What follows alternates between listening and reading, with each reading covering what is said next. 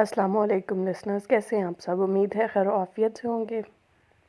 آج ہے جی last episode of وہ اجنبی، اپنا سا لگے، تو چلیے شروع کرتے ہیں۔ نکاح خواہ آ رہے ہیں، وہ سب فوراً دوپٹے اوڑھ کر بیٹھ گئیں۔ ماہم نے بھی ماہر کے اوپر اسپیشل نکاح کا نیٹ والا دوپٹہ اڑھا دیا۔ اس کا دل ڈوب رہا تھا۔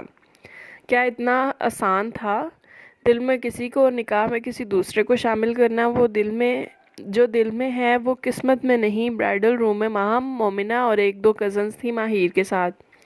وہ سب باہر کی صورتحال سے واقف تھیں سوائے ماہم اور ماہر کے۔ اس کا دل چاہ رہا تھا کہ کاش اس کی زبان نہ ہلے۔ دماغ نے کہا اور ہاں، دل نے کہا، جواب دیا وہ بھی نہ ہلیں تو پھر خاموشی کو بھی رضامندی سمجھ لیا جاتا ہے۔ دل پھر بولا، یعنی بچنے کا راستہ ممکن ہی نہیں ہے۔ پھر دل و دماغ دونوں ہی چپ ہو گئے۔ حسان نے سر پر ہاتھ رکھ کر مخاطب کیا تو وہ ہوش کی دنیا میں واپس آئی اور جالی کے دوپٹے سے جھانک کر ماما کو بھی دیکھا۔ وہ بھی خوش اور مطمئن سی بیٹھی تھی۔ میں ان کے دل نہیں توڑ سکتی۔ اس نے گہرا سانس لے کر خود کو پرسکون کیا اور اگلے ہی جھٹکے میں سارا سکون تباہ ہو گیا۔ ارتضیٰ سکندر علی کے ساتھ، کیا آپ کو نکاح قبول ہے؟ وہ سکتے کی حالت میں تھی۔ یہ کیا ہو رہا تھا مجھے؟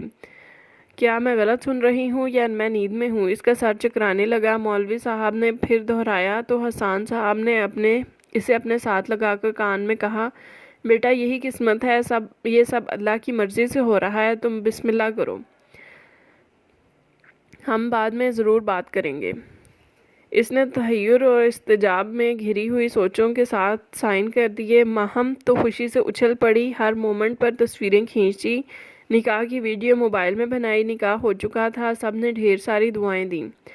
بہت سے لوگوں نے پہلی بارات کے نہ آنے پر افسوس بھی کیا، لیکن وہ ان سب باتوں سے الگ ہی سوچ رہی تھی۔ ترس کھایا جانے والا نکاح بھی کیا نکاح ہوتا ہے؟ انا انگڑائی لے رہی تھی۔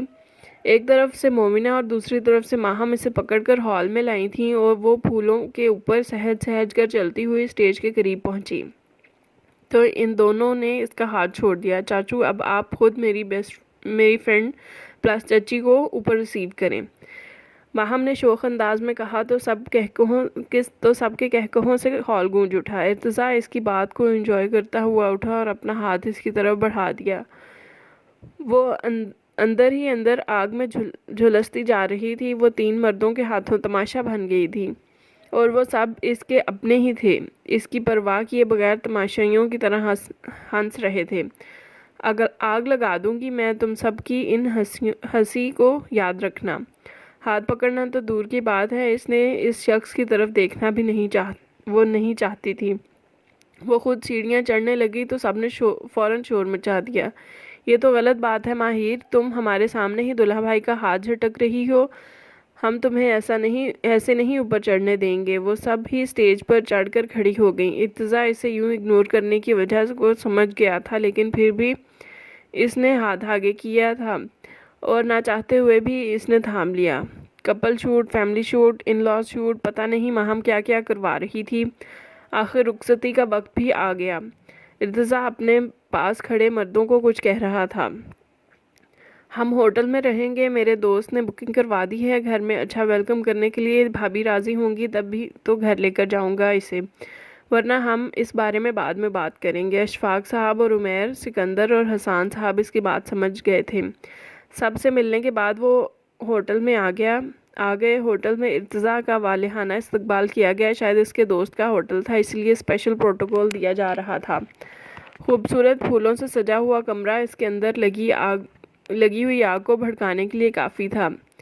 بھابھی، عمیر، ماہم اور اشفاق سب ہوٹل تک ان کے ساتھ آئے تھے۔ مومنہ نے ایک ہینڈ کیری دیا۔ ماہی، اس کے اندر ساری ضرورت کی چیزیں ہیں، cleansing, face wash, make up remover, وہ سب کچھ کھول کر اب چیک کرتے ہوئے بتا رہی تھیں۔ میک اپ اچھے سے ریموو کرنا ورنہ اسکن خراب ہو جائے گی۔ ارتضیٰ اندر آیا تو وہ اٹھ گئیں۔ اب میں چلتی ہوں، صبح جلدی آ جاؤں گی۔ ماہم بھی گلے مل کر اٹھ گئی، پھر دروازے کے قریب جا کر واپس مڑی۔ چاچو، آپ کو آپ کی منزل مبارک ہو، you are my real hero. اس نے مسکرا کر ماہم کو دیکھا اور ساتھ ہی دروازہ بند کر کے انہیں نیچے تک چھوڑنے چلا گیا۔ ماہر بیڈ سے اٹھی اور بے دردی سے بیڈ پر دل کی شیپ میں پھولوں کو ہاتھ پھیلا کر نیچے پھینک دیا، جو دروازے کا نوب پکڑے اندر آتے ارتضیٰ کے پاؤں میں جا گرے۔ وہ مسکراتا ہوا دروازہ بند کر کے اس کے سامنے آ کھڑا ہوا۔ یہ پھول محبت سے نشاور کیے گئے ہیں یا نفرت سے؟ اس نے ہاتھ بڑھا کر ماہر کے کرل بالوں کی لٹ کو پیچھے کرنا چاہا تو وہ زخمی شیرنی کی طرح گرائی۔ Don't touch me! آپ سب نے مل کر یہ میرے ساتھ کیسا کھیل کھیلا ہے؟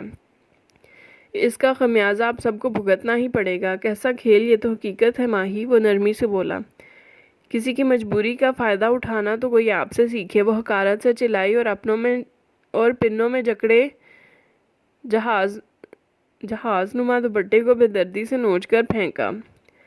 میں نے تو وہی کیا جو صحیح تھا، تم بھی تو یہی چاہتی تھی۔ وہ اس کے خوبصورت سراپے میں الجھ سا گیا تھا۔ ماہر اس کے پاس سے گزر کر شیشے کے سامنے جھکی جیولری اتار رہی تھی۔ اس کی بات سن کر لمحہ بھر کے لیے اس کے ہاتھ لرزے تھے۔ ٹھیک کہا آپ نے، میں چاہتی تھی، ہوں نہیں۔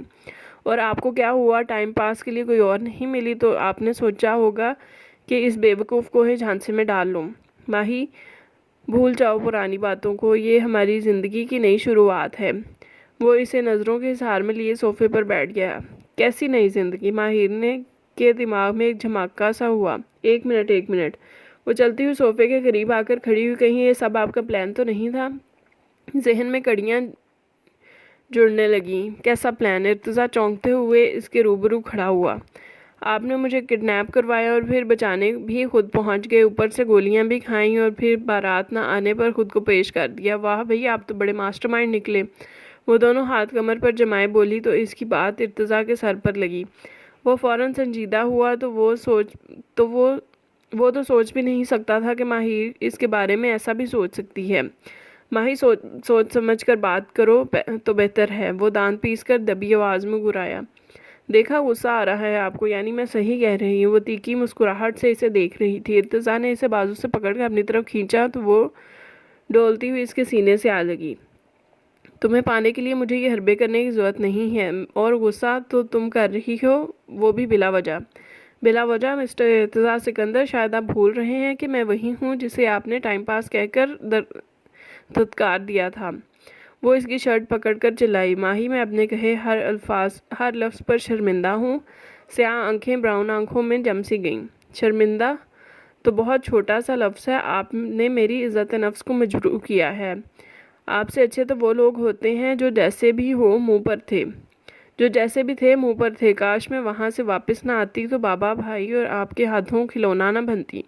وہ بنا سوچے سمجھے بولی جا رہی تھی۔ ضبط کے مارے ارتضیٰ کا چہرہ لال ہو گیا۔ قریب تھا کہ وہ آخری بات پر اس کے منہ پر تھپڑ رسید کرتا، لیکن اس نے خود کو پرسکون کیا اور ایک جھٹکے سے ماہی کو صوفے پر پھینکا۔ تم ہوش میں نہیں ہو، اس لیے جو منہ میں آ رہا ہے بکے جا رہی ہو۔ آج کے بعد اگر دوبارہ ہمارے درمیان یہ بات ہوئی تو میں بہت بری طرح پیش آؤں گا تمہارے ساتھ۔ وہ غصے سے کہہ کر واش روم میں چلا گیا۔ پیچھے وہ تحیر سی بیٹھی رہی اور اپنی زبان سے نکلنے والے جملوں پر خود سے جنگ لڑتی پچھتاتی رہ گئی۔ ارتضیٰ باتھ روم سے نکلا تو وہ ابھی بھی وہیں جمی ہوئی تھی۔ وہ سیدھا بیڈ پر جا کر لیٹ تو گیا، لیکن ماہر کے یوں بیٹھے رہنے پر وہ ڈسٹرب ہو رہا تھا اور دل کے ہاتھوں مجبور ہو کر اٹھا اور اس کے سر پر جا کھڑا ہوا۔ اب کیا ہوا ہے؟ ماہر نے ایک نظر ارتضیٰ کو دیکھ کر گہرا سانس لیا، پھر سیدھی ہو کر بیٹھ گئی۔ کچھ نہیں۔ تو پھر ایسے کیوں بیٹھی ہو؟ اور کیسے بیٹھوں؟ میرے کہنے کا مطلب ہے چینج کر لو، پہلے ہی چہرے کے زخم کو چھپا کر تکلیف میں ہو، وہ فکر مندی سے دیکھتے ہوئے کہہ رہا تھا۔ ماہر افسردگی سے ہنسی۔ اگر میں کچھ بولوں تو پھر آپ کہیں گے کہ بدتمیزی کر رہی ہے۔ اگر اچھا بولو گی تو اچھا ہی کہوں گا نا۔ وہ نرمی سے اس کے چمکتے چہرے کو دیکھنے لگا۔ مجھے آپ سے اچھائی کا سرٹیفکیٹ نہیں چاہیے، اور وہ ناک چڑھا کر بولی تھی تو وہ سنجیدہ ہوا۔ خیر، سوال تو اب یہی ہے، ہیوی ڈریس پہن کر سو گی تو نیند نہیں آئے گی؟ میرے پاس پہننے کو کوئی اور ڈریس نہیں ہے، وہ لاپرواہی سے بول کر لہنگے کی یونٹیں ٹھیک کرنے لگی۔ ارتضیٰ نے اس کے سراپے سے نظریں ہٹانا مشکل ہو گیا تھا، پھر بھی وہ بامشکل نگاہوں کا زاویہ بدل کر بولا، تو پھر اس بیگ میں کیا ہے؟ دیوار کے ساتھ چھوٹے سائز کا ہینڈ کیری کھڑا تھا۔ کاسمیٹک۔ وہ منہ بگاڑ کر بولی، اسے مومنہ پر بھی غصہ آ رہا تھا جو مزے سے کہہ کر گئی تھی اس میں سب کچھ ہے، لیکن اسے کیا پتا تھا کہ سب کچھ کا مطلب بیوٹی پروڈکٹس ہیں۔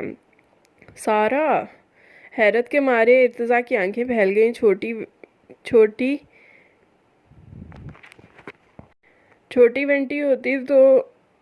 موٹی ہوتی تو بھی ہضم ہو جاتا۔ اللہ کی پناہ، اتنا سامان تو کسی پارلر میں نہیں ہوگا۔ وہ بے ساختہ کانوں کو ہاتھ لگا کر بولا، تو پھر ایسا کرو، آج میک اپ ہی ریموو کرو ماہر صاحبہ۔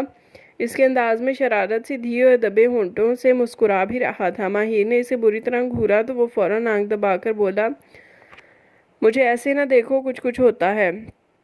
اس کی آنکھوں میں محبت کے دیپ نمایاں تھے۔ بات کے آخر میں ارتضیٰ نے آنکھ دبائی تو وہ اچھل ہی پڑی۔ آپ زیادہ فری نہیں ہوں۔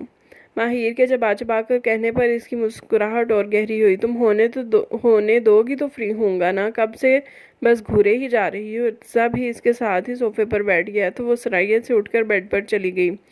آپ وہیں صوفے پر سوئیں گے ورنہ میں اس کمرے سے باہر چلی جاؤں گی۔ وہ خطرناک حد تک سنجیدہ تھی۔ ارتضیٰ کئی لمحے اس کے لہجے اور آنکھوں کی سختی کو محسوس کرتا رہا۔ اوکے، جیسا تم چاہو، وہ ہولے سے کہہ کر صوفے پر ہی نیم دراز ہو گیا۔ حالانکہ وہ صوفہ 2 سیٹر تھا، اسی لیے وہ ٹانگیں کلوز کر کے بمشکل ہی لیٹا ہوا تھا اور آنکھوں پر بازو رکھ لیا۔ اتنے دنوں بعد سکون نصیب ہوا تھا۔ دل کا بوجھ اور تھکن اترتی ہوئی محسوس ہو رہی تھی۔ وہ دسترس میں تھی، چاہے ناراض ہی سہی۔ بازو کا زخم بھی ابھی بھی گہرا تھا، لیکن اب درد نہیں تھا، اسی لیے وہ جلد ہی نیند کی آغوش میں چلا گیا۔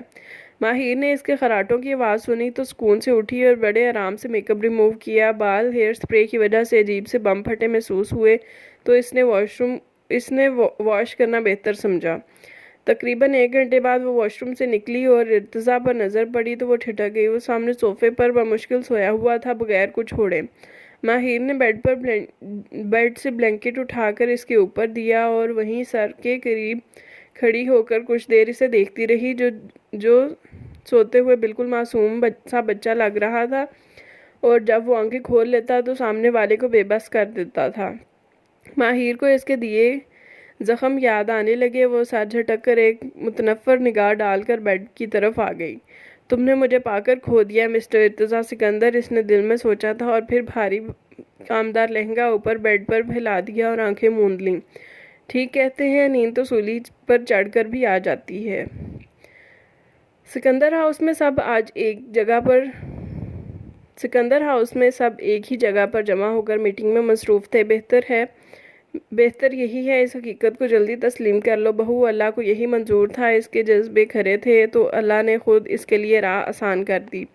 سکندر صاحب نرمی سے سمجھا رہے تھے، ابا جی تو میری ارم کا کیا ہوگا، ہمارا تو آپ کے سوا اور کوئی نہیں ہے۔ شازیہ نے آنسو پونچھتے ہوئے کہا، بیٹا ارم کی فکر نہیں کرو، ہم اس کے لیے اچھا سا رشتہ دیکھ کر دھوم دھام سے شادی کر دیں گے۔ ارم بھی ہماری بیٹی ہے اور اب یہ میرا فرض ہے اس کی اچھی جگہ شادی کروانا۔ ارم وہاں نہیں تھی، اپنے کمرے میں بیٹھی آنسو بہا رہی تھی۔ آج اس نے ارتضیٰ کو مکمل طور پر کھو دیا تھا۔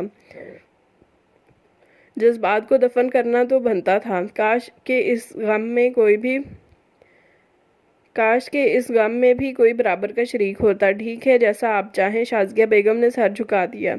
اب وہ اور کر بھی کیا سکتی تھیں، تو سکندر اور اشفاق اٹھ کر چلے گئے، ولیمے کی تیاری کرنی تھی۔ ماہم اپنی جگہ سے اٹھ کر ماما کے پاس بیٹھی اور ان کے کندھے پر سر رکھ دیا۔ ماما، ماہر بہت اچھی ہے، آپ تو خود اسے پسند کرتی ہیں، اگر چچا کی بجائے شہیر یا سمیر اس کی عمر کے ہوتے تو اسے پسند کر لیتے۔ تو تب بھی کیا آپ ایسا کرتی جیسا آپ نے چاچو کے ساتھ کیا؟ وہ تو آپ کو تو ماں ہی سمجھتے ہیں نا، لیکن افسوس کہ آپ نے انہیں بیٹا نہیں سمجھا۔ اس کی آواز میں غصہ نہیں، سنجیدگی تھی۔ ماہم، وہ میری بہن کی جگہ لے رہی ہے، اس لیے مجھے بہت غصہ آیا۔ ماما، کوئی بھی کسی کی دوسرے کی جگہ نہیں لے سکتا، نہ زبردستی اور نہ اپنی مرضی سے۔ اللہ نے جس کی جو جگہ لکھ دی ہے اسے وہ مل کر ہی رہتی ہے، چاہے وہ خود لے یا چاہے نہ لے۔ آپ کو تو خوش ہونا چاہیے، بہنوں سے بھی تو لڑائیاں ہو جاتی ہیں، بیٹیوں سے تو مائیں لڑ بھی نہیں سکتی۔ اچھا ہے نا، ہمارے گھر میں بھی سکون رہے گا۔ وہ آنکھ دبا کر ہنسی تو شازیہ بیگم اس کی بات کا مطلب سمجھ کر مسکرا دیں۔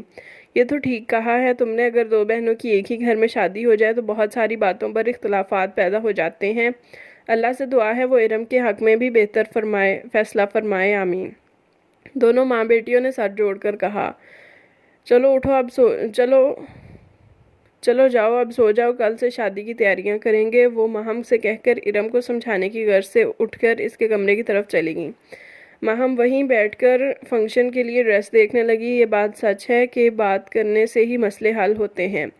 गुस्सा और लड़ाई करने से तो इख्तिलाफात और बढ़ जाते हैं, यहाँ तक कि दिलों में नफरत भरने लगती है और कच्चे धागों की तरह रिश्ते टूट जाते हैं। और अगर वक्त पर धागे का सिरा पकड़ लिया जाए तो रिश्ते बिखरते नहीं हैं। किसी एक को तो झुकना ही पड़ता है, और जो झुक जाता है वो ऊपर वाले के नज़दीक सबसे ज़्यादा इज्जत पा जाता है। और अल्लाह की जो मानता है, फिर अल्लाह पाक भी इसी के लिए दुनिया और आखिरत में आसानियां पैदा करता है। दरवाज़ा मुसलसल बज रहा था। वो दोनों हड़बड़ा कर उठे। इर्तिज़ा फ़ौरन सोफे से उठा तो निगाह माहिर पर ठहर सी गई। वो आंखें मल रही थी। साफ सुथरा चेहरा ज़ख्मों को निशानबाजी कर रहा था। होंठ पर ज़ख्म गहरा था, इसीलिए वो थोड़ा उभरा हुआ था। इसकी सादगी में भी बला का हुस्न था। वो कई लम्हे इसे देखता रहा, जैसे कोई ख्वाब देख रहा हो। इसने इर्तिज़ा को अपनी तरफ मुतवज्जा देखा तो बेड से उठते हुए बोली, भाभी होंगी, मैंने कपड़े लाने को कहा था। इर्तिज़ा इसकी आवाज़ पर ख्वाब को हकीकत जानकर चौंका और सर हिलाकर दरवाज़ा खोलने का पूछा। 2 मिनट अभी नहीं खोलिएगा। वो तेज़ कदमों से सोफे के करीब आई और ब्लैंकेट उठाकर बेड पर फेंका तो वो बेसाख्ता मुस्कुरा दिया। दिल में खुश हो रहा था। चलो समझदार तो है, खोल दें। इसके कहने पर इर्तिज़ा ने दरवाज़ा खोल दिया। मोमिना, उमैर और साथ वेटर भी खड़ा था। भाई माफ़ करना, हम सुबह सुबह आ गए। उमैर ने इर्तिज़ा के बाद माहिर को भी गले लगाकर प्यार किया। सुबह कहाँ उमैर, एक होने वाला है। माहिर का ड्रेस लाने की जल्दी थी मुझे, इसीलिए आ गई। सॉरी यार, कल भूल गई थी मैं इसे रखना। मैंने सोचा वहाँ तुम्हारे कपड़े होंगे, लेकिन शादी ही कहीं। बोलते बोलते इनकी ज़ुबान को ब्रेक लगी। वो दोनों तो नॉर्मल अंदाज में ही खड़े थे, अलबत्ता उमैर ने ख़तरनाक घूरी से नवाजा था। इर्तिज़ा मुँह धोने चला गया और वापस आया तो माहिर उठ गई। आप लोग बैठे, मैं चेंज कर लूँ। वो तीनों बैठकर कुछ देर बातें कर रहे थे। माहिर ने भाभी को आवाज़ दी तो वो उठकर वॉशरूम की तरफ चली गई। वॉशरूम के सामने थोड़ी सी जगह को बहुत खूबसूरती से शीशे की अलमारी से कवर किया गया था। माहिर मैरून कामदार अनारकली स्टाइल की घेरदार पैरों को छूती फ्रॉक पहनकर शीशे के सामने खड़ी थी। मोमिना ने इसका लहंगा समेटकर फ्रॉक वाले थैले में डाल दिया। अब कमरे में से किसी और की भी आवाज़ें आ रही थीं। माहम और इशफाक साहब भी नाश्ता लेकर आए हुए थे। माहम भी वहीं इनके पास वार्डरोब की तरफ आ गई। ओह माय गॉड, अरे हसीना, अपना नाम तो बताओ। हैरत से फटी फटी निगाहें माहिर पर जमाकर बोली तो वो भी हंस दी। गले मिलकर दोनों दिल खोलकर मुस्कुराईं। माही, इर्तिज़ा को चाहिए था कमरे की बजाय होटल ही बुक करवा लेता। हम तुम दोनों को थोड़ी देर अकेला रहने का टाइम तो दे देते।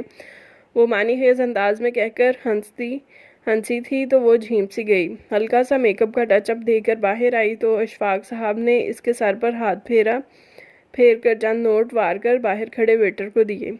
इर्तिज़ा ठिठक कर इसे देख रहा था। इसकी तपिश ज़दा आंखें इसके चेहरे को झुलसा रही थी। माहिर ने घूरकर इसे देखा तो इसने निगाहों का जाविया बदल लिया। चलें घर चलकर बैठते हैं, यहाँ तो जगह ही कम है। आ जाएं, सब घर जाकर नाश्ता करेंगे। मैंने खुशदिली से कहा तो सब उठ गए। वेटर ने ट्रॉली की तरफ इशारा करके कहा, सर केक तो काट लें।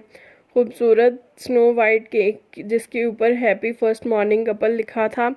सबके कहने पर माहिर ने इर्तिज़ा का हाथ पकड़कर केक काटा और एक दूसरे के मुंह में भी डाल दिया। माहिर को ये एक किस्म का ड्रामा ही लग रहा था जो दूसरों को खुश करने के लिए करना पड़ा। वो सब आगे पीछे ही घर पहुंचे। उमैर ने इशफाक साहब को भी ज़बरदस्ती अपने साथ घसीट लिया। बहन दी थी, रिश्ते तो निभाने ही थे। सुना तो होगा, चाह करने से ही चाह बढ़ती है। घर में पहले ही टेबल सजा दी गई थी। अच्छे से माहौल में नाश्ता किया गया और इर्तिज़ा जाने के लिए भी उठ गया। मुझे 1-2 काम है, मैं वो करके घर से कपड़े चेंज करके आता हूँ। वो माहिर के कान में झुककर कह रहा था। ओके, इसने बिना देखे जवाब दिया। बस ओके। वो अफसुर्दा सा हुआ। और क्या कहूँ? कहो ठीक है, मैं आपका इंतज़ार करूँगी। वो चमकती सी आंखों को माहिर के चेहरे पर जमाए हुए धीमे से बोल रहा था। मुझे अभी इंतज़ार की बीमारी लाहक नहीं हुई, वो अब्रूज खाकर बोली थी। ابھی نہ صحیح پر کبھی تو ہوگی، وہ زومانی انداز میں بولا اور ہونٹوں پر مدھم مسکراہٹ پھیل گئی۔ ماہر گھبرا کر اٹھی اور وہاں سے اپنے کمرے کی طرف چلی گئی۔ ارتضیٰ گہری نظروں سے اسے جاتے ہوئے دیکھتا رہا۔ ناراض ہوگی یہ تو پتا تھا، لیکن اتنی زیادہ۔ وہ کچھ سوچتے ہوئے وہاں سے اٹھا اور باہر نکل گیا۔ اشفاق صاحب بھی چلے گئے تھے۔ ولیمے کا فنکشن ایک دن بعد کا رکھا گیا تھا۔ وہ اپنے کمرے میں بیٹھی غیر مرئی نکتوں کو سوچ رہی تھی۔ جبھی عمیر اور حسان صاحب اس کے پاس آ کر بیٹھ گئے، ماہر بھی سیدھی ہو کر بیٹھ گئی۔ میری بیٹی ناراض ہے مجھ سے، انہوں نے پیار سے دیکھ کر کہا۔ بابا جو کچھ بھی میرے ساتھ ہوا ہے اس میں میری کیا غلطی تھی؟ وہ نہ چاہتے ہوئے بھی رو دی۔ بیٹا تمہاری غلطی نہیں تھی، بلکہ اللہ نے تو ہمیں غلط فیصلہ کرنے سے بچا لیا ہے۔ میں تو جتنا اس ذات کا شکر ادا کروں اتنا ہی کم ہے۔ وہ اسے اپنے ساتھ لگا کر بولے، ماہی ارتضیٰ بہت اچھا انسان ہے۔ جب تم نہیں مل رہی تھی تو وہ ہمارے ساتھ کھڑا رہا تھا، اور وہ خود زخمی ہو کر بھی تمہیں بچا کر لایا ہے، حالانکہ ہم تو اسے جانتے بھی نہیں تھے، صرف سلام دعا تھی، لیکن اس نے اپنا فرض سمجھ کر ہماری عزت کی رکھوالی کی ہے، اور پھر اس نے سب کے سامنے تمہیں اپنایا ہے، عزت و وقار کے ساتھ۔ بہت کم ہوتے ہیں ایسے مرد جو بھرے مجمع میں عورت کے کردار کی گواہی دیں اور سینہ چوڑا کر کے اپنا لیں۔ اگر ہم خود ڈھونڈتے تو بھی ایسا انسان نہ ملتا۔ یہ تو اللہ نے کرم کیا ہے ہم پر، اور اسے وہاں ہماری مدد کے لیے بھیج دیا۔ میں نے اس کا ہاتھ تھاما تو وہ بھی بہتی آنکھوں سے انہیں دیکھنے لگی۔ اللہ ہمارے گمان کے ساتھ ہے، جیسا ہم گمان کرتے ہیں ہمارے ساتھ ویسا ہی ہوتا ہے۔ اگر اچھا گمان کرو گی تو اچھا ہی ہوگا، اگر ارتضیٰ میں کوئی برائی بھی ہے تو اللہ تمہارے اچھے گمان اور دعا کے ساتھ اسے بدل دے گا، اور بے شک وہی ہمارے حق میں بہتر فیصلہ کرنے والا ہے۔ اور اس کے ہاتھ کو ہولے سے تھپتھپا رہا تھا۔ میرے خیال میں آج کے لیے اتنی ہی ڈوز کافی ہے۔ وہ ہنسا تو ماہر بھی مسکرا دی۔ بابا کبھی آپ مجھے بھی گلے لگا لیا کریں، مجھے تو بچپن سے آج تک حسرت ہی رہی ہے کہ آپ ماہی کی طرح مجھ سے بھی پیار کریں۔ وہ روٹھے ہوئے انداز میں بولا تو حسان صاحب نے بازو پھیلا کر اسے بھی حصار میں لیا۔ وہ دونوں کے سر پر باری باری پیار کیا۔ میرے بچوں، تم دونوں ہی تو میری زندگی کا حاصل ہو۔ شازیہ بیگم اور سکندر صاحب بھی آئے ہوئے تھے۔ شازیہ نے اپنے غلط رویے کی معافی مانگی تھی، ماہر نے معاف بھی کر دیا تھا، اور ولیمے کے ڈریس کے لیے ضد کر رہی تھیں کہ ساتھ چلو۔ ماہم بھی یہی کہہ رہی تھی، اپنی مرضی کا لے لو، ایک ہی تو فنکشن ہے، لیکن اس کا کہیں بھی جانے کو دل نہیں تھا۔ بھابی کو ان کے ساتھ بھیج کر وہ اب خود بیٹھی سوچوں کے سمندر میں غوطے لگا رہی تھی۔ ذہن سے ریسٹورنٹ والی باتیں نکل ہی نہیں رہی تھیں۔ ارم، پسند، مرضی کی منگنی، ٹائم پاس، میرے ساتھ پھر شادی، آخر اصل چہرہ کون سا ہے اس کا، جو اس دن تھا یا جو اب ہے؟ تھک ہار کر آنکھیں میچ لیں، اور پھر تھوڑی ہی دیر میں اس کی آنکھ لگ گئی تھی۔ دروازہ کھلنے کی اور پھر بند ہونے کی آواز پر آنکھیں کھول کر دیکھا تو ارتضیٰ کو سامنے دیکھ کر ہڑبڑا کر اٹھی۔ پیروں پر پڑا دوپٹہ اٹھا کر اوپر لیا تو وہ اسے یوں دیکھ کر محظوظ ہوا۔ تم سے اچھا تو تمہارا بھائی ہے جس نے مجھے ڈنر پر انوائٹ کیا ہے۔ وہ کمرے کی ہر چیز کو چھو کر چیک کرتے ہوئے بول رہا تھا۔ کیا مطلب؟ میں اتنی دیر سوتی رہی اور کسی نے جگایا بھی نہیں؟ وہ ٹائم دیکھ کر حیران ہی رہ گئی تھی۔ 9 بج گئے تھے، اور جب وہ لیٹی تھی تو تقریباً 3 بجے کا ٹائم تھا۔ مسز، جب انسان کے اندر سکون ہو تو نیند بھی سکون سے ہی آتی ہے۔ شاید تم بھی میری طرح بہت دنوں بعد ایسے سوئی ہوگی۔ اور وہ اب اس کے پیچھے آ کھڑا ہوا۔ ماہر کی کمر تو اس کی طرف تھی۔ اس نے ہاتھ بڑھا کر کیچر میں جکڑے بالوں کو آزاد کر دیا تو وہ آبشار کی طرح اس کی کمر پر پھیل گئے۔ وہ آنکھیں بند کر کے اس کی خوشبو کو محسوس کر رہا تھا کہ وہ اچھل کر دور ہوئی۔ اس کی دھڑکن بے ترتیب ہوئی تھی، لیکن اس نے خود کو سنبھالتے ہوئے ارتضیٰ کی طرف دیکھا۔ یہ کیا بدتمیزی ہے، دور رہیں مجھ سے۔ وہ ناگواری سے گھبرائی تھی۔ ارتضیٰ کے چہرے کا رنگ بدلا۔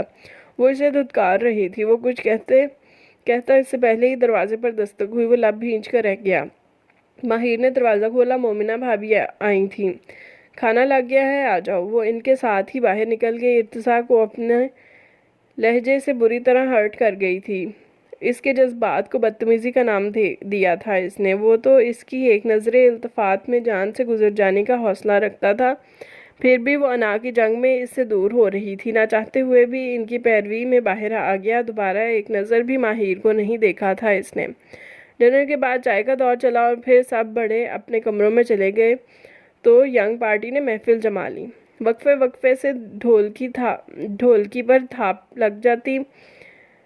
ہم ذرا ادبی لوگ ہیں، کوئی غزل ہی سنا دو ارتضیٰ، عمیر نے دوستانہ انداز میں کہا تھا۔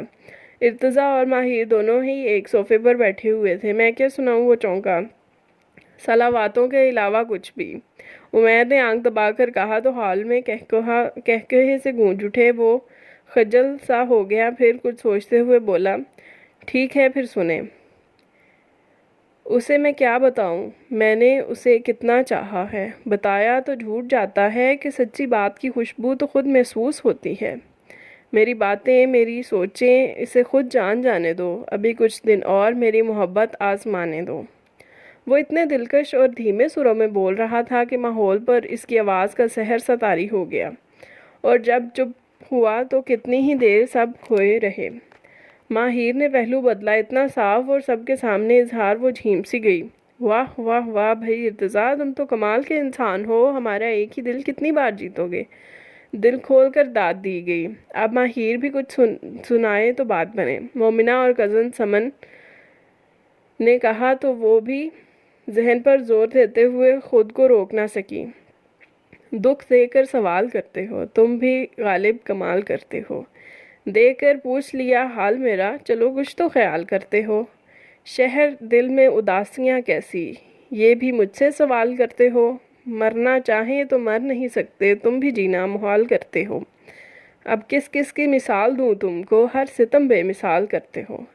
ارتضیٰ اسے ہی دیکھ رہا تھا اور وہ سامنے، جانتا تھا کہ یہ خاص اسے ہی سنایا گیا ہے، اور وہ اسی طرح دیکھتے ہوئے پھر بولا۔ سب ان دونوں کو ہی دیکھ رہے تھے اور وہ دونوں باقی سب کو فراموش کیے ایک دوسرے میں مگن تھے۔ عجب تقاضے ہیں چاہتوں کے، بڑی کٹھن یہ مسافتیں ہیں، میں جس کی راہوں میں بچھ گیا ہوں اسی کو مجھ سے شکایتیں ہیں۔ شکایتیں سب بجا ہیں، لیکن میں کیسے اس کو یقین دلاؤں، جو مجھ کو جاں سے عزیز تر ہے، اسے بھلاؤں تو مر نہ جاؤں۔ میں خاموشی کی انتہا میں کہاں کہاں سے گزر گیا ہوں، اسے خبر بھی نہیں شاید میں دھیرے دھیرے بکھر گیا ہوں۔ ان دونوں کی آنکھیں آپس میں ٹکرائی تھیں تو اور جھکنا بھول گئیں۔ مومنہ نے تالی بجائی، بھائی آپ دونوں کا قبل تو ہر لحاظ سے بہت پیارا ہے۔ ماہر اٹھ کر بغیر کچھ کہے کمرے میں چلی گئی تو باقی بھی اپنی نشستوں سے اٹھ گئے۔ عمیر ارتضیٰ کو کمرے تک چھوڑ کر گیا تھا، وہ تو چپ چاپ اندر آ گیا۔ آج وہ یہاں رکنا تو نہیں چاہتا تھا، لیکن عجیب دل تھا کہ جانا بھی نہیں دے رہا تھا۔ وہ خود بھی چاہتا تھا اسے موقع ملے اور وہ اسے راضی کرنے کی کوشش کر سکے، تاکہ ولیمے کے فنکشن کو دونوں خوشی سے ایک دوسرے کے ساتھ بغیر ناراضگی کی اچھی یادوں کو اکٹھا کر سکیں۔ وہ واش روم سے باہر آئے تو ارتضیٰ دیوان پر بیٹھا اپنے بازو کا زخم دیکھ رہا تھا۔ وہ ٹرانس کی صورت میں اس کے سر پر جا کھڑی ہوئی۔ یہ زخم میرے دل کے زخموں سے زیادہ گہرے نہیں ہیں، وہ بے رحمی سے بولی تھی تو ارتضیٰ نے سر اٹھا کر اس کی طرف دیکھا۔ جانتا ہوں میں، شاید تم یہ نہیں جانتی کہ ان زخموں کی دوا تو ہے، لیکن دل کے زخموں کا مرہم صرف میٹھے بول ہیں، جو تم مجھے بولنے کا موقع ہی نہیں دے رہی۔ ہم بات کریں گے تو ہمارا مسئلہ حل ہوگا، کوئی دوسرا آ کر ہمارے مسئلوں کو حل نہیں کر سکتا۔ اس لیے پلیز ریکویسٹ کر رہا ہوں تم سے، یہاں بیٹھو میرے ساتھ اور ہر گناہ، ہر غلطی یاد دلاؤ تاکہ معافی مانگ سکوں۔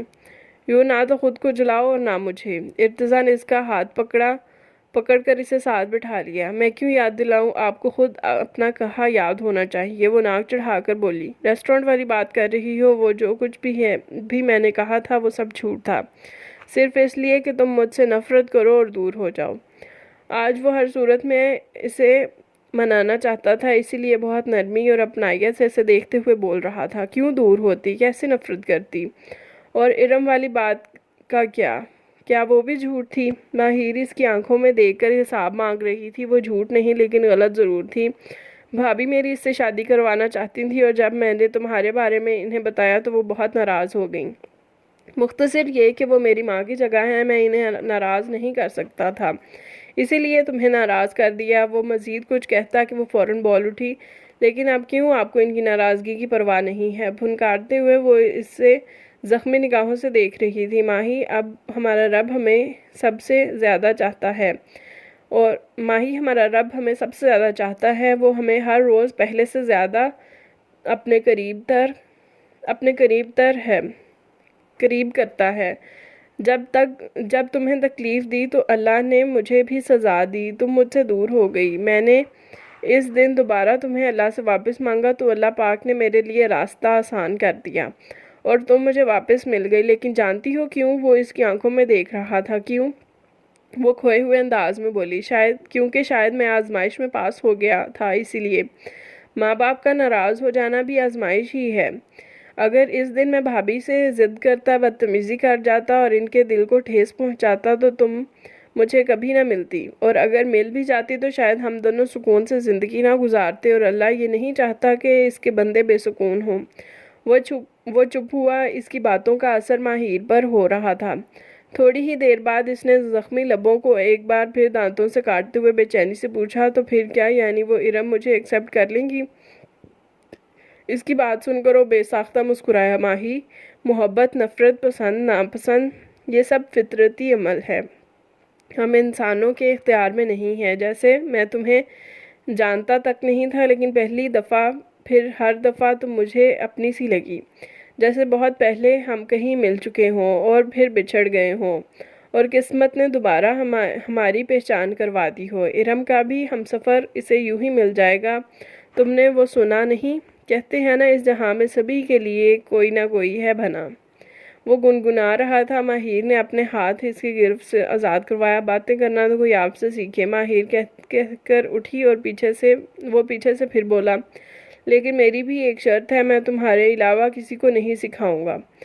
تھوڑی دیر مسکرا کر دیکھنے کے بعد وہ پھر واپس زخم کو دیکھنے لگا، جہاں کالے دھاگے سے خون رس رہا تھا۔ زخم کچا تھا اور اس نے پٹی کھینچ کر اتاری تھی، اس لیے خون بہہ نکلا۔ کیا بھائی کو بولوں کہ آ کر ڈریسنگ چینج کر جائیں؟ زخم دیکھ کر ماہر کو بھی تکلیف ہوئی۔ نہیں، سالے کو آرام کرنے دو، وہ اپنے دھیان میں ہی بولا تھا کہ وہ منہ بسور کر ناگواری اور غصے سے چلائی، واٹ؟ آپ نے میرے بھائی کو کیا کہا؟ سالہ کہا۔ اور ماہر کے خطرناک تیور دیکھ کر باقی بات منہ میں ہی رہ گئی۔ ماہی، تم بھی نا، اب وہ میرا سالہ ہے تو سالہ ہی کہوں گا نا۔ مسز یہ گالی نہیں ہے، رشتے کا نام ہے، اب اس میں میرا کیا قصور؟ گالی بھی رشتے کے نام جیسی۔ وہ تیزی سے مسکراہٹ دبا کر بولا، پھر بھی آپ صرف عمیر ہی کہیں تو اچھا ہے۔ ماہر ابھی بھی منہ بنا کر کھڑی تھی۔ اوکے ڈاکٹر عمیر صاحب سے آپ بھی کچھ مرہم پٹی سیکھ لیں تو اچھا ہے۔ کیوں؟ میں کیوں سیکھوں؟ وہ حیرت سے آنکھیں پھاڑ کر ارتضیٰ کو دیکھنے لگی۔ مسز، اگر شوہر پولیس میں ہو تو بیوی کو ڈاکٹر ہونا چاہیے بھئی۔ اب میں روز کسی غیر سے پٹی کرواتا ہوا اچھا تو نہیں لگتا نا؟ وہ ماہر کے گرد اپنی نظروں کا حصار باندھے ہوئے بول رہا تھا۔ تو پھر کسی ڈاکٹرنی کو ہی ڈھونڈ لیتے۔ وہ منہ بسور کر دانت پیس کر بولی تو اس کا کہکہا پورے کمرے میں گونجا۔ پہلی سنبھالی نہیں جا رہی اور دوسری کے خواب کیسے دیکھوں؟ وہ اٹھ کر اس کے مقابل کھڑا ہو گیا۔ چلو یہاں گرا تو لگا دو یا ٹیپ کے ساتھ چپکا دو۔ وہ بازو پر لپٹی پٹی پر ہاتھ رکھ کر دوستانہ انداز میں بولا، آپ یہاں بیٹھے، میں لے کر آتی ہوں۔ وہ کمرے سے باہر گئی اور تھوڑے ہی دیر بعد فرسٹ ایڈ باکس لے آئی۔ پیچھے کریں ہاتھ۔ اس نے چپ چاپ ہاتھ پیچھے کر لیا۔ ماہر نے آرام سے پٹی لپیٹی۔ آپ یہ جاب چھوڑ دیں، ماہر نے بڑے آرام سے کہا تو وہ حیرت سے اسے دیکھنے لگا۔ وہ کیوں؟ اس کام میں بہت خطرہ ہے۔ وہ تو ہر کام میں ہے۔ نہیں، لیکن اس کام میں جان کا خطرہ ہے۔ سڑک پر بھی جان کا خطرہ ہے، بازار میں بھی، باہر بھی، اور یہاں تک کہ گھر میں بھی۔ گھر میں کیسے؟ بھئی سلنڈر پھٹ سکتا ہے، کرنٹ لگ سکتا ہے، باتھ روم میں پھسل سکتے ہیں۔ بس کریں، آپ تو شروع ہی ہو گئے ہیں۔ ہر کام اللہ کی مرضی سے ہوتا ہے۔ وہ اپنی بات کا جواب خود ہی دے گئی تھی۔ مرہم پٹی ہو چکی تھی۔ اس نے ٹیپ واپس رکھ کر ڈبہ بند کر دیا۔ مسز، یہی تو سمجھا رہا ہوں کہ ہر کام اللہ کی مرضی سے ہوتا ہے۔ زندگی اور موت اللہ کے ہاتھ میں ہے۔ یہ زخم لگتے رہیں گے، مرہم وہ لگاتا رہے گا۔ اس نے اوپر کی طرف اشارہ کر کے کہا۔ وہ سر ہلا کر اٹھنے لگی تو ارتضیٰ نے سرعیت سے اسے اپنی طرف کھینچ لیا۔ وہ سنبھل بھی نہیں سکی اور اس کے سینے سے جا لگی۔ کل والے دن کا بدلہ سود سمیت واپس لوں گا۔ وہ کان کے قریب جھک کر بولا۔ اس کی بات کا مطلب سمجھ کر ماہر کی دھڑکن بے قابو ہوئی۔ سود حرام ہے۔ اس نے ارتضیٰ کی شرٹ کو مٹھی میں پکڑا ہوا تھا۔ ہاں ہاں ہاں، ماہر، محبت میں سود بھی حلال ہے، ارتضیٰ نے کہا لگایا اور پھر اس کا چہرہ ہاتھوں سے اوپر اپنی طرف کیا۔ ماہی، تم اگر مجھے بغیر محنت کیے ہی مل جاتی تو شاید مجھے تمہاری اتنی زیادہ قدر نہ ہوتی جتنی اب ہے۔ میں تمہیں اپنے سے دور نہیں ہونے دے سکتا۔ میں تمہیں اپنے سے دور کبھی نہیں ہونے دوں گا۔ ویسے تو ہم دونوں ہی ایک دوسرے کے مجرم ہیں۔ وہ کیسے؟ آپ تو مجرم ہیں، لیکن میں کس کھاتے میں؟ وہ حیران ہوتے ہوئے پوچھ رہی تھی۔ تم کتنی آسانی سے کسی اور کو قبول کر رہی تھی۔ مجھے بہت غصہ تھا تم پر، پھر بھی میں نے سوچا ہم دونوں نے ہی ایک دوسرے کو ستایا ہے بہت، پھر تو حساب برابر ہو گیا۔ ارتضیٰ مدھم لہجے میں اس کے قریب جھک کر بول رہا تھا۔ میں کچھ مانگ سکتی ہوں آپ سے؟ ماہر اس کی شرٹ کے بٹن کو مڑوڑ رہی تھی۔ مانگو نہیں، حکم کرو۔ ویسے مجھے یاد ہے میں نے ابھی تک تمہیں کوئی گفٹ نہیں دیا۔ وہ اس کے بالوں کو سہلا رہا تھا۔ مجھے گفٹ نہیں چاہیے تو پھر؟ اس کے بالوں میں چلتی ہوئی انگلیاں رکیں۔ آپ سگریٹ چھوڑ دیں، ماہر نے سر اوپر اٹھا کر کہا۔ ماہی، کچھ تو میرے پاس بھی رہنے دو۔ اپنے جسم کا آدھا خون بہا چکا ہوں تمہاری خاطر، اور اب تمہاری نظر میرے سگریٹ پر ہے۔ وہ خفگی سے ماہر کو دیکھنے لگا۔ ایک کمان میں دو تیر نہیں رہ سکتے، سگریٹ یا میں، فیصلہ آپ کا۔ وہ سنجیدہ ہو گئی تھی۔ دیکھو تو سگریٹ سے جیلس ہو رہی ہو۔ ارتضیٰ حیران ہوتے ہوئے مسکرایا۔ کیوں؟ آپ انہیں میری سوتن بنا رہے ہیں؟ وہ ناک چڑھا کر ناگواری سے بولی تو اس نے بے ساختہ قہقہ لگایا۔ ماہر غصے سے اٹھ کر پیچھے ہونے لگی تو ارتضیٰ نے فوراً پکڑ کر واپس اپنے ساتھ لگایا۔ ماہی، میرے لیے تم ہر ایک سے زیادہ اہم ہو۔ وعدہ نہیں کروں گا، لیکن کوشش ضرور کروں گا سگریٹ چھوڑنے کی۔ کہتے ہیں 21 دن میں انسان کی پختہ سے پختہ عادت بھی بدل جاتی ہے، تو اب یہ تم پر منحصر ہے کہ ان 21 دنوں میں اس عادت سے کیسے پیچھا چھڑواتی ہو میرا۔ اس کی آنکھوں میں محبت کے دیپ جل رہے تھے۔ میں کیسے؟ وہ حیران ہوتی ہوئی بولی۔ اپنے دوست گوگل سے پوچھ لو نا، ارتضیٰ نے آنکھ دبا کر کہا تو وہ اس کا اشارہ سمجھ گئی۔ اس نے ایک مکہ رسید کیا اور اس کے سینے میں منہ چھپا کر بولی۔ بہت برے ہیں آپ، تم بھی بہت بری ہو۔ مجھے آپ سے نفرت ہے۔ اگر یہ نفرت ہے تو مجھے تم سے بہت بہت بہت زیادہ نفرت ہے۔ اور اب اس کمرے میں ان دونوں کا قہقہ گونجا تھا۔ الفاظ بدل دینے سے جذبات نہیں بدلتے۔ ماہی، وہ اس کے سر پر جھکا اور اسے بازوؤں کے حصار میں لے لیا۔ وہ بھی خوش تھی، سارے دکھوں کا مداوع ہو گیا تھا۔ تکلیف، غم، ناراضگی سب مٹ گئے تھے، محبت باقی رہ گئی تھی۔ دل جیت گیا تھا، وہاں محبت بھی شاداں تھی۔ ختم شد۔ تو یہ تھی لسنرز آج کے ناول کی لاسٹ ایپیسوڈ۔ امید ہے آپ سب کو بہت اچھی لگی ہوگی۔ کمنٹس میں اپنی فیڈ بیک ضرور دیا کیجیے اور ویڈیو کو لائک اور چینل کو ضرور سبسکرائب کر دیں۔ بہت شکریہ اور انشاءاللہ ملتے ہیں اب نیکسٹ کسی ناول کے ساتھ۔ اللہ حافظ۔